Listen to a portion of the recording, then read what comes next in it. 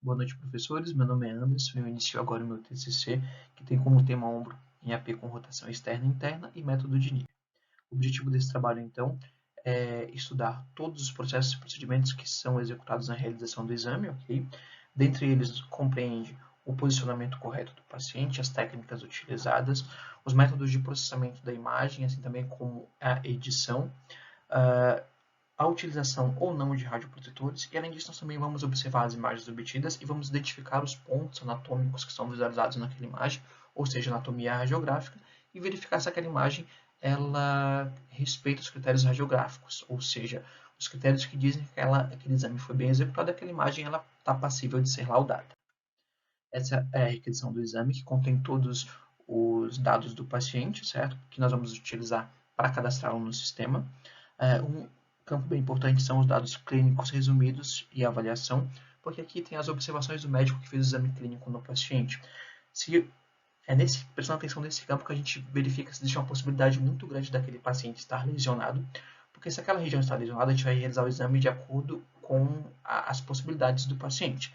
Então a gente vai movimentar ele o mínimo possível para evitar uma piora nessa lesão, certo? Aqui é a tela do computador, como aparece para nós a lista de procedimentos solicitados, ok? Para nós interessa apenas aqueles que têm como descrição alguma incidência radiográfica. Então aqui na parte anatômica nós temos uma vista anterior do ombro. O ombro ele compreende então a cintura escapular, que tem como função fixar o esqueleto apendicular, ou seja, o esqueleto dos membros superiores, no esqueleto axial, que é o esqueleto do tronco, certo?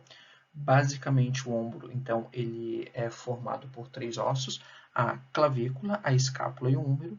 Nós temos aqui como pontos anatômicos a extremidade external da clavícula, o corpo da clavícula, a extremidade acromial, que se articula com o acrômio da escápula, formando a articulação acromioclavicular. Aqui nós temos a cavidade glenoide, certo? Que articula com a cabeça do húmero, formando a articulação gleno-humeral. Na escápula nós temos o processo coracoide, margem lateral, ângulo inferior, margem medial, ângulo superior e margem superior. Já aqui no húmero, nós temos a cabeça, o colo anatômico do húmero, tubérculo menor, aliás, tubérculo maior, tubérculo menor e essa linha que divide os dois, o sulco intertubercular ou sulco bicipital, certo? E aqui nós temos também o colo cirúrgico do húmero. Já nessa vista posterior, nós visualizamos praticamente os mesmos pontos anatômicos com algumas diferenças. Uma delas é a presença aqui da espinha da escápula.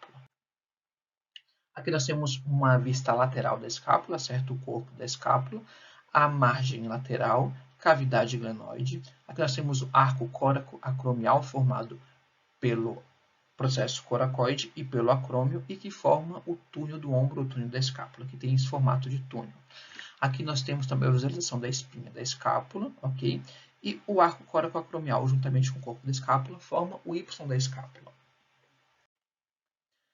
Essas são as telas do sistema de DR, onde nós fazemos o registro do paciente, colocamos todos os dados que tem na solicitação do exame aqui, clicamos em editar. Aqui nós selecionamos a região e a região do corpo a ser radiografado e as incidências a serem realizadas, certo? Toda sala de exame tem sempre a tabela de doses de KVMAS, que é uma tabela de doses padrão para um brasileiro de estatura e peso mediano. Se o seu paciente estiver acima ou abaixo dessa média, nós vamos ter que ajustar esse valor de KVMAS para mais ou para menos. Para a nossa paciente, nós utilizamos para os exames em AP de ombro o valor de KV de 60 e MAS 25. Já no método de Neer, certo, nós utilizamos os valores de KV de 77 e MAS de 25. Esse aqui é a mesa de comando, onde nós preenchemos os valores de KV e MAS e damos o comando para captura da imagem. Aqui nós temos a posição do paciente para AP com rotação externa, certo? A distância foco-filme ela foi de 1 metro, a raio central perpendicular incidindo na cavidade glenoide, que fica aproximadamente 5 centímetros acima da axila, ok? O receptor de imagem nós utilizamos de 35 por 43, já que nós utilizamos DR, nós temos apenas um único receptor, e aí a gente colima aqui de acordo com a região a ser radiografada. Ele estava na posição transversal e dentro da gaveta, certo? Utilizando-se a gradiente difusora.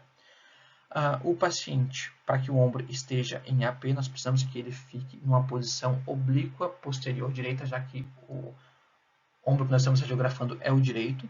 É uma posição oblíqua de aproximadamente de 50 a 60 graus, certo? Sem desnível entre os ombros e com a palma da mão fletida para frente, ok?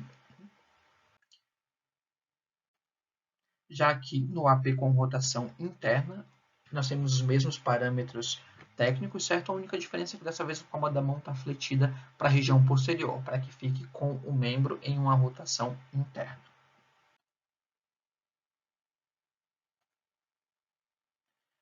Aqui nós temos o posicionamento do paciente para o método de Nier, ok? Distância foco-filme de 1 metro. A inclinação do raio central foi de 5 a 7 graus. Nós sabemos que o correto é de 10 a 15 graus, porém, para essa paciente, 10 graus ficou fora do critério radiográfico. Então, nós utilizamos de 5 a 7 para que a cabeça do número passe no máximo 1/3 do túnel do ombro, ok? Aqui a paciente, então, ela está numa posição oblíqua anterior direita, já que estamos radiografando o ombro direito, com o antebraço formando 90 graus com o húmero e posicionado sobre o abdômen. Nós temos aqui, então, o receptor de imagem continua sendo o mesmo receptor de 35/43, porém, dessa vez na posição longitudinal, já que a escápula é uma estrutura longitudinal.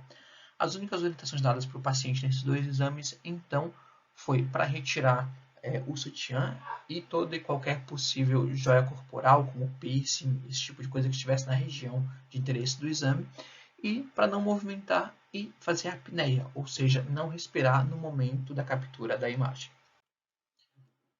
Nós sabemos que o raio central ele tem que ser direcionado na margem superior da cabeça do número, já que é uma incidência tangencial, porém, por orientação do responsável técnico, nós utilizamos ele solicitou que, na verdade, né, toda a escápula estivesse contida na imagem. Então, para isso, ele pediu para que o raio central estivesse direcionado bem no centro da escápula, certo?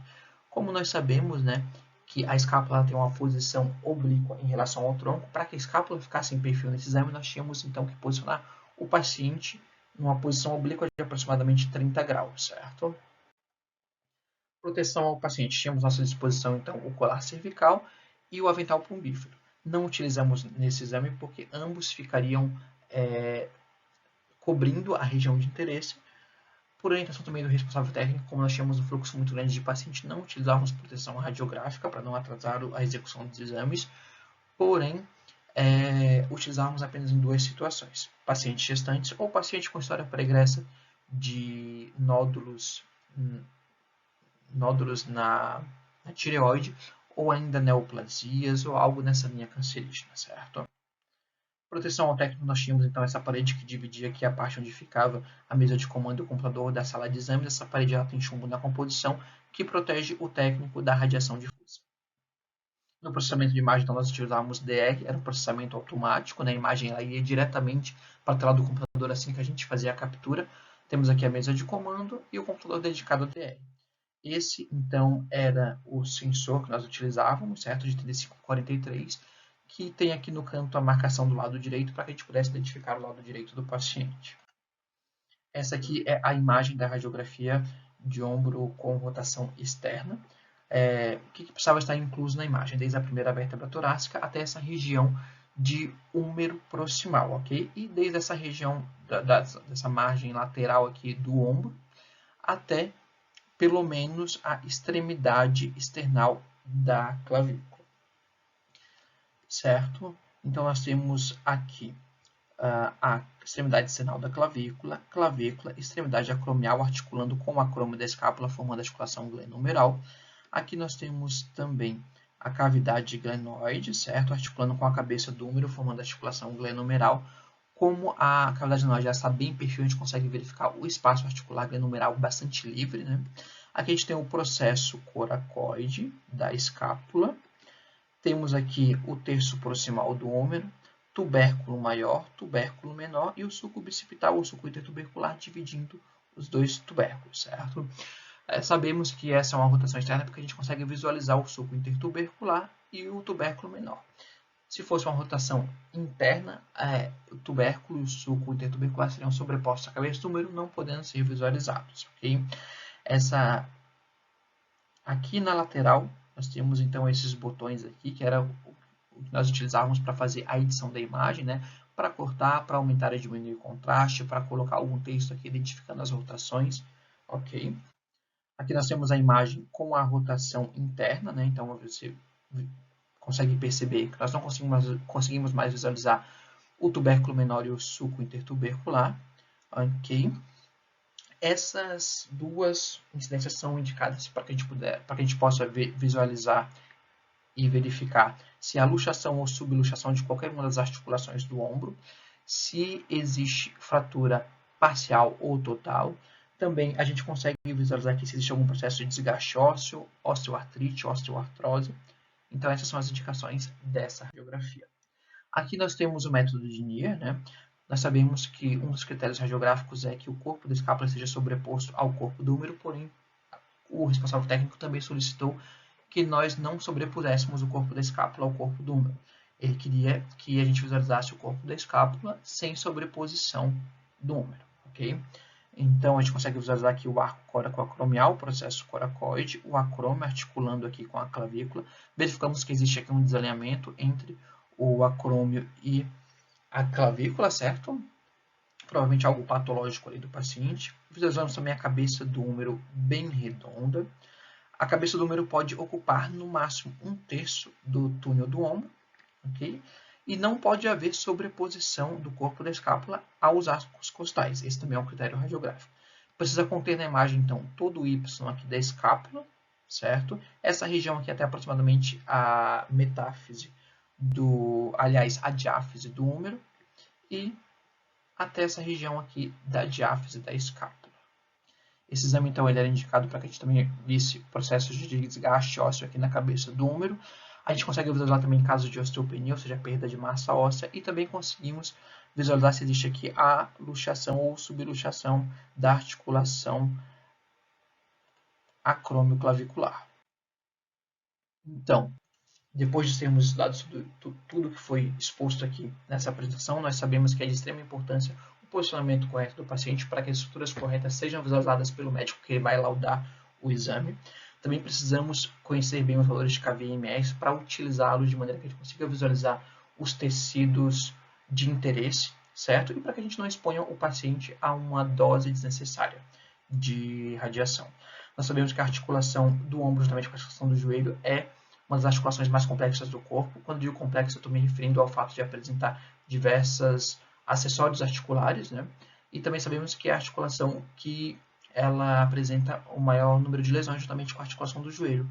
Então, por isso, é importante a gente executar bem o exame para que o médico possa visualizar e fazer um bom laudo, para que não haja um falso positivo ou falso negativo no laudo do exame.